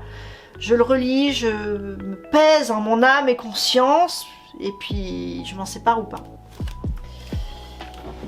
La gameuse et son chat, chez Doki Doki, parce que j'aime bien les chats. Oui, mais ça ne suffit pas. J'ai été complètement larguée, parce que je suis une vieille. J'ai été complètement larguée par le vocabulaire geek. Donc c'est très mignon hein, avec le chat et tout. C'est une employée de bureau qui est complètement une geek, mais qui tombe sur un petit chat, elle veut l'adopter, et du coup, voilà, sa vie en est complètement chamboulée. Donc c'est très très mignon, mais je m'ennuie un peu sur ce genre de titre. Donc c'est pas pour moi. J'ai quand même gardé. Ah, on parlait de Makoto Shinkai tout à l'heure. Pika Édition a édité toutes ses œuvres. Et là, on parle des Enfants du Temps. Une grande réussite. Qui n'a pas vu les Enfants du Temps? Je sais pas pourquoi j'ai pas le 2. Je croyais avoir le 2. Bon, bref, il doit être quelque part. Très bien dessiné. On est dessiné par. Donc, au scénario Makoto Shinkai. Wataru Kubota. Donc, un dessin très propre. On replonge complètement dans le film. Donc, une fille, voilà, qui fait apparaître le soleil dans un monde où il n'y a que de la pluie. Voilà, on l'appelle la fille soleil. Une super histoire, comme Makoto Shinkai sait si bien les faire. Je crois que c'est en 2 tomes. Donc, je ne sais pas où est le deuxième. Chez Feu, H2T édition, j'avais eu la chance de rencontrer Kali qui avait écrit Nova. Elle m'avait fait une très jolie petite dédicace chibi avec ses 2 protagonistes. Donc en fait, pareil, chez Kali, les personnages ont un air très juvénile, mais bon, ce sont quand même des adolescents.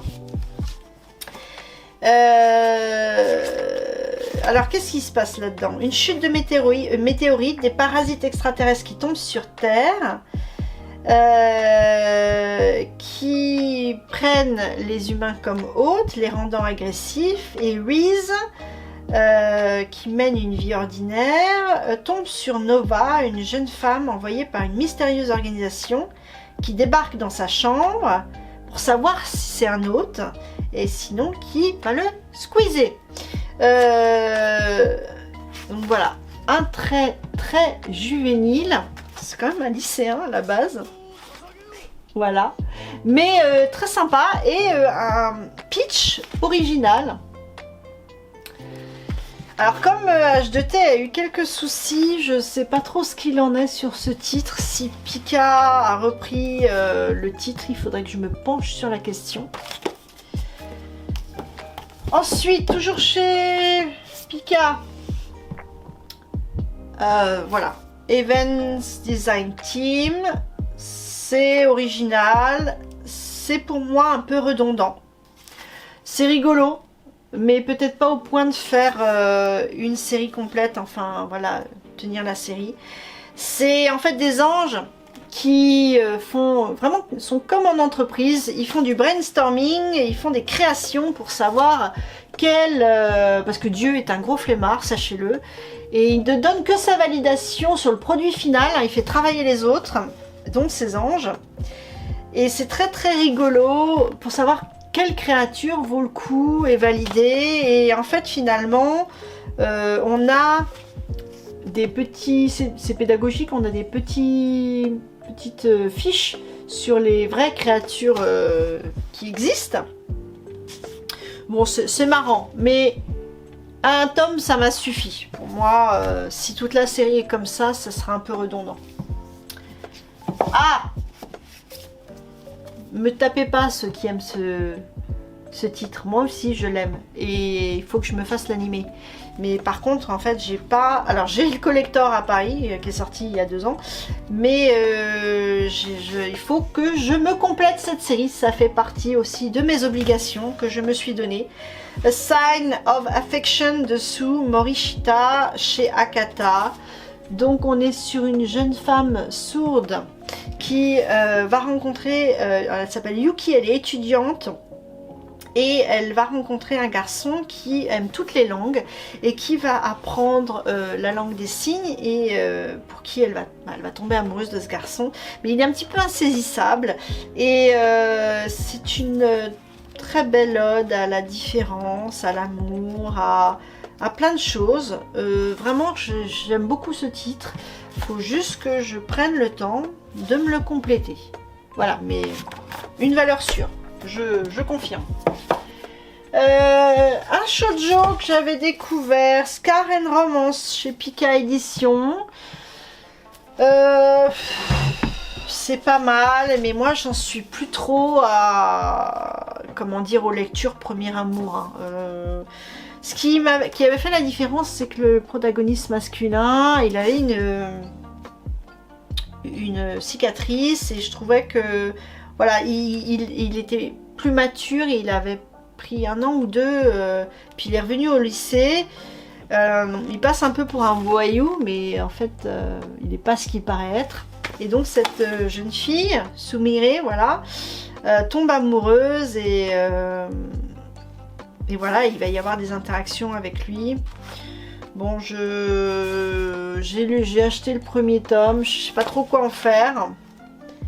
Franchement, c'est pas dégueu, hein. Mais c'est juste que je trouve que j'ai plus trop l'âge de lire ça. C'est pour une période de ma vie, ça me parle pas, enfin, plus trop. Et souvent quand ça se passe au lycée, à moins qu'il y ait vraiment quelque chose comme une touche de bleu ou des trucs comme ça,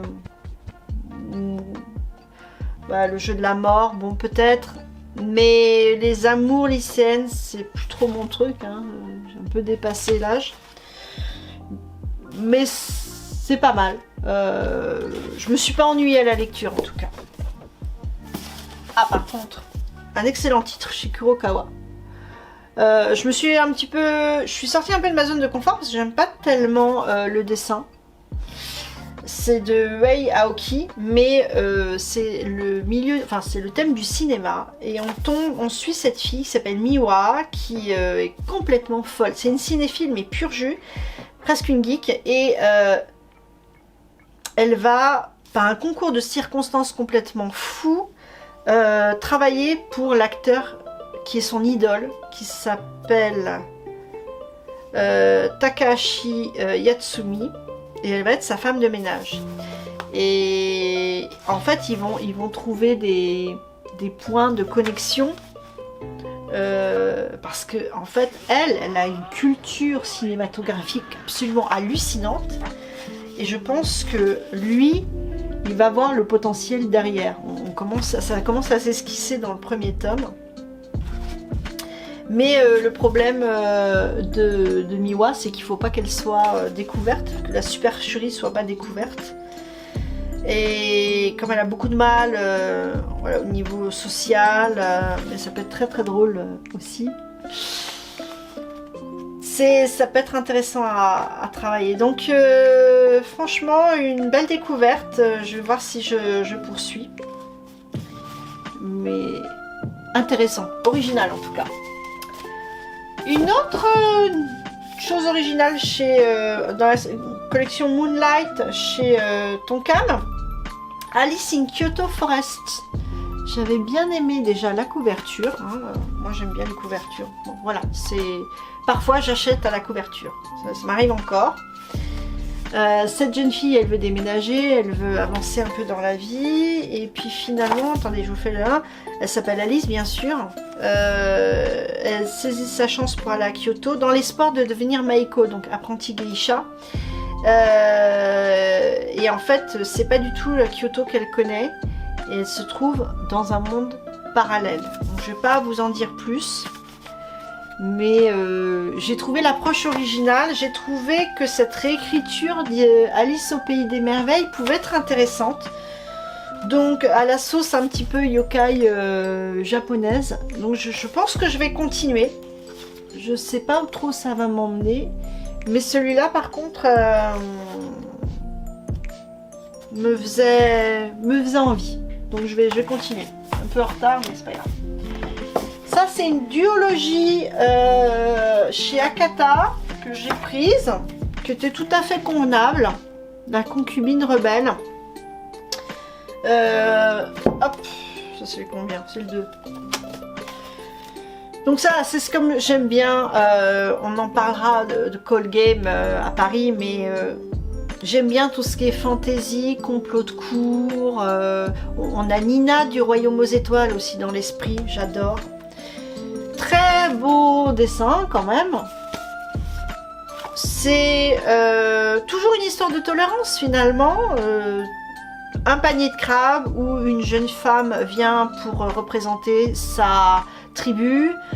C'est un tribut, c'est une concubine de l'empereur et en fait elle découvre la faiblesse, le secret de l'empereur et il se rapproche. Elle se rapproche vraiment de l'empereur et ils sont vraiment proches. Mais évidemment, il y en a plein qui ne vont pas apprécier et ils vont devoir se battre.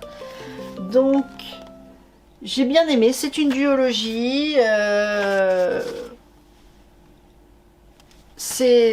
Voilà, franchement, j'ai passé un bon moment. Si vous voulez vous acheter une petite duologie comme ça, allez-y tranquillement. C'était quelque chose de sympathique chez Akata. Ah, un one-shot. Pareil, chez Mao, il faudrait que je mette avec mes autres Mao. Le Fauve des Nuées de Michael Shaw. Le Fauve des Nuées. Alors, c'est un peu, comment on pourrait dire, c'est onirique. Voilà, c'est onirique. Regardez-moi cette tête. Donc, c'est les Panthères nébuleuses de Taïwan. On suit un de leurs descendants qui n'est plus tout à fait lui-même, mais vous comprendrez pourquoi. Et il rencontre voilà, une jeune femme et il arrive. Enfin, c'est une suite de générations de panthères et il va rencontrer une jeune femme qui va le voir et il va être gardien dans un musée et je sais pas comment vous expliquer, ça va prendre vie en fait, un peu comme vous voyez le gardien du musée, un peu dans cet esprit là, mais avec beaucoup plus de, il y a plus de matière, hein. Donc non, c'est une jolie histoire, j'avais vraiment apprécié ce one shot, franchement c'était bien trouvé. Donc pareil, si vous voulez me faire une petite lecture, ça s'appelle Le Gardien des temps anciens. Allez-y, chez Mao édition, franchement très sympa. Ensuite, le fameux The Ice Guy and the Cool Girl. Très mignon, format sympa chez Mangetsu. Bon ben voilà, j'ai pas la place de prendre une série comme ça. Ça c'est une question de choix. Je trouve ça adorable, c'est très très mignon, mais pour moi ça n'avance pas, c'est pas assez pimenté. Voilà, vous le saurez tout. C'est trop mignon, c'est trop sage pour moi. J'ai besoin de passion, de folie, de... Là c'est beaucoup trop mignon et calme et sage. Donc j'en ai pris un juste parce que voilà, le dessin est magnifique, l'histoire est trop mignonne, mais je crois que je m'arrêterai là. J'ai vu l'anime qui est charmant aussi, mais je m'ennuie un peu. C'est un peu trop slice of life. Donc c'est pas pour moi. Mais c'est une mignonne série. Ah! Alors, j'aurais dû le mettre celui-là à Paris, mais j'avais plus de place. Les saisons d'Ogishima. Alors, c'est en lien avec la lanterne de Nyx. C'est chez Glénat. Pareil, c'est début 20e. J'aime bien hein, quand on traite de cette période-là au Japon. Donc une petite jeune fille qui travaille avec des geishas. Et voilà, c'est en lien avec les deux univers sont liés. Et voilà, c'est une belle plongée, un petit peu fantasy dans cette période-là. Moi j'aime beaucoup, donc si vous aimez ce genre de manga, n'hésitez pas. Il faut que je complète, hein, pareil. Ça fait partie des séries que je dois compléter. L'enfant du dragon fantôme, Jichui, pardon, je vous avais dit, oui, de Kan Takahama, hein, les saisons d'Ogishima, que je ne spoil pas le pauvre. L'enfant du dragon fantôme, Dichi Yukichiro, chez Komiku. Enfin un titre Komiku, très mignon aussi. C'est une petite fille qui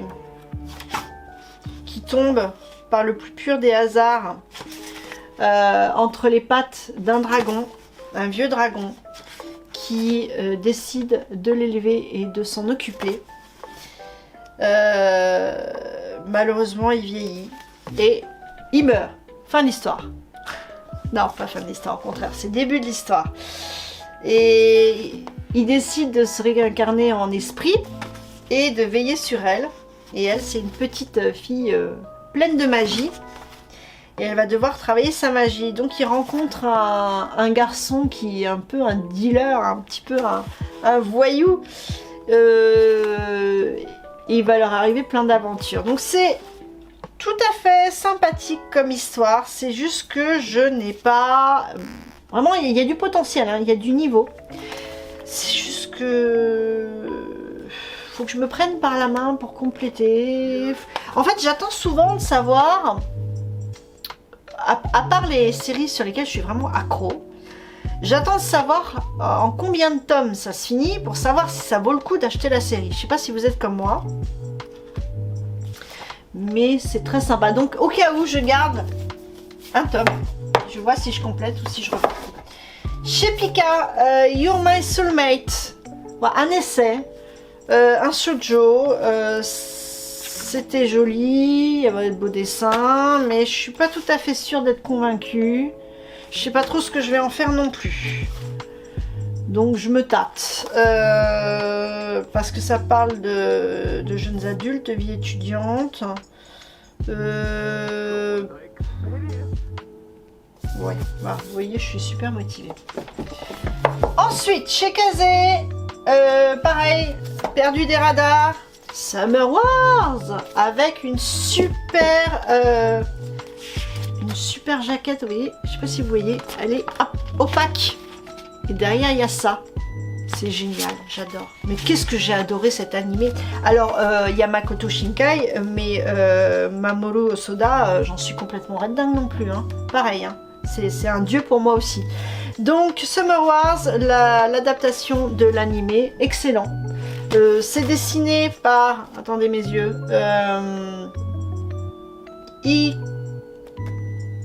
Ikra Sugimoto, si je me trompe pas. Et character design, Yoshiyuki Sadamoto. Ok, donc est-ce que j'ai besoin de vous représenter les personnages? Donc un garçon qui est une bête en maths, une fille qui est super mignonne et qui lui demande de jouer son petit copain pour aller chez sa grand-mère pendant l'été, pour juste que sa grand-mère soit rassurée à l'idée qu'elle soit bien accompagnée.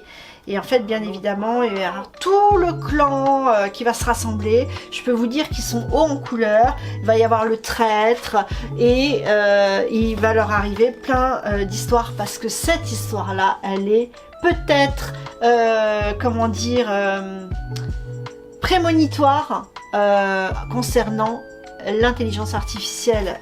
C'est des intelligences artificielles qui prennent la main, qui deviennent complètement dingues, qui prennent la main sur... Vous vous souvenez là, Second Life?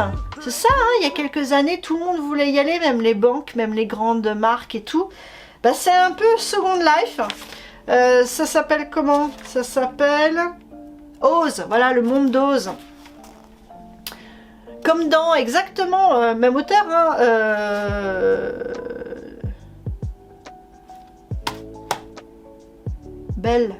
Belle, voilà, ouais, pareil, on retrouve, hein. Et donc cette IA prend en force et il faut savoir l'arrêter. Et qui va pouvoir l'arrêter? Eh bien, notre jeune mathématicien, peut-être, avec l'aide de tout le clan et de Mamie, qui est super Mamie, vous verrez, elle est extraordinaire cette Mamie, tout le monde voudrait la voir, elle est géniale, elle fédère tout le monde autour d'elle. Donc une trilogie que j'adore, que je garde comme voilà, précieuse au possible. On enchaîne avec un titre Kiyun sur lequel j'avais fait une vidéo qui s'appelle Alpi the Soul Sender, et là j'aime toujours autant. On parlait de l'enfant des abysses tout à l'heure, et bien Alpi the Soul Sender c'est pareil, c'est fait par Rona, c'est un seinen et c'est de la fantasy pure et de la dark fantasy. C'est l'histoire de cette petite jeune fille qui purifie les bêtes fantastiques qui apportent plein de bienfaits aux hommes, mais quand elles meurent, elles font des miasmes, et là il faut pouvoir nettoyer tout ça, et c'est son rôle un peu de prêtresse, de purificatrice, et elle est aidée par un monsieur d'un certain âge qui a aussi son secret. Et elle est à la recherche de ses parents qui ont disparu, qui sont comme elle, qui sont des prêtres purificateurs. Et j'ai adoré cette série, elle est en 7 tomes. Donc Alpi the Soul Sender. Voilà, on reparlait tout à l'heure de Mizu Sahara, eh bien... non, raté, je me suis complètement plantée. C'est pas Mizu Sahara sur ce titre-là, elle et son chat, c'est Tsubasa Yamaguchi, mais donc c'est toujours bien Makoto Shinkai. Toujours chez Pika Édition pour les œuvres de Makoto Shinkai. Donc c'est une petite histoire, un petit one-shot, un petit peu surnaturel, puisque... il y a un petit peu de magie dedans, un petit peu, enfin voilà.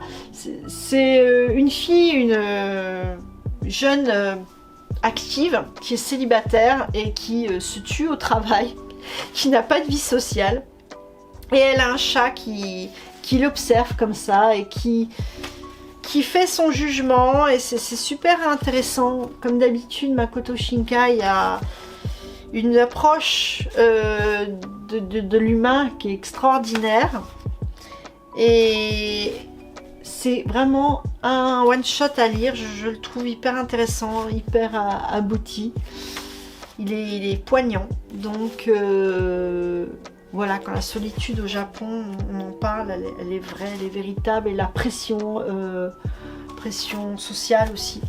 Donc c'est un très bon one shot. J'avais tenté, hop, mais je suis pas tant samouraï que ça, mais sur les conseils de Nota Bene, La lame du samouraï, dessin Yasuhito Yamamoto et scénario Taku Noguchi. Je commence à fatiguer. Noguchi. Donc sur l'histoire d'un samouraï à la retraite qui adore faire des comment dire challenge de coq de combat, voilà, des combats de combats de coq. Et en fait il est rattrapé par son passé de samouraï et on lui demande de reprendre du service. Il n'a pas forcément envie, mais finalement le samouraï en lui va se réveiller. J'ai trouvé les dessins super beaux. Je suis pas une grande habituée quand même de manga de samouraï. On m'a dit qu'il y avait mieux, bien sûr, hein. Il y a Vagabond par exemple d'Inoue, mais j'avais bien aimé, j'avais passé un bon moment. Alors est-ce que je vais continuer la série? C'est pas dit, mais j'avais quand même passé un bon moment. Je ne sais pas pourquoi je n'ai pas le premier tome chez Vega Dupuis de Deep Sea Aquarium Magmel, mais c'est un excellent manga. Alors c'est très tranche de vie, mais c'est tellement magnifique au niveau des couvertures que voilà, c'est hyper pédagogique. Voilà, on est sur, on suit, alors voilà, comme je vous disais, c'est tranche de vie. On est sur, on suit Kotaro Tenjo qui veut travailler dans un aquarium extraordinaire qui est sous l'eau dans la baie de Tokyo, tellement profond que on peut voir des êtres, des créatures vraiment sous-marines de profond. C'est voilà, il est en quête aussi. Il y a plein d'histoires qui arrivent à différentes personnes avec qui il est en contact. Les dessins des créatures sont extraordinaires, donc je rends hommage à Kiyomi Shujishita de l'avoir dessiné. C'est très pédagogique, il y a les petites fiches des animaux, ils sont en situation. Il se fait des copains, il a des super collègues, voilà. Il y a des trucs super sympas. Il faudrait que je complète. Et comme je dis, c'est un tranche de vie, alors ça a tendance à me lasser, mais c'est une super série. Je vous la recommande quand même. La règle de 3, c'est une duologie chez Saka Édition Casterman. Très jolie couverture. C'est... Là, pareil, on est sur le deuil. On est sur différentes générations et on est sur un... Comment on appelle ça? Des échanges entre les générations.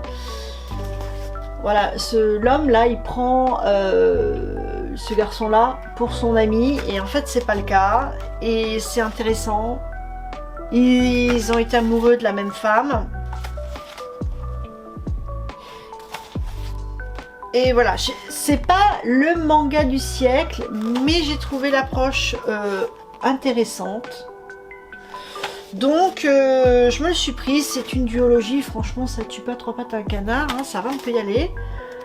Et pareil, le traitement des sentiments humains...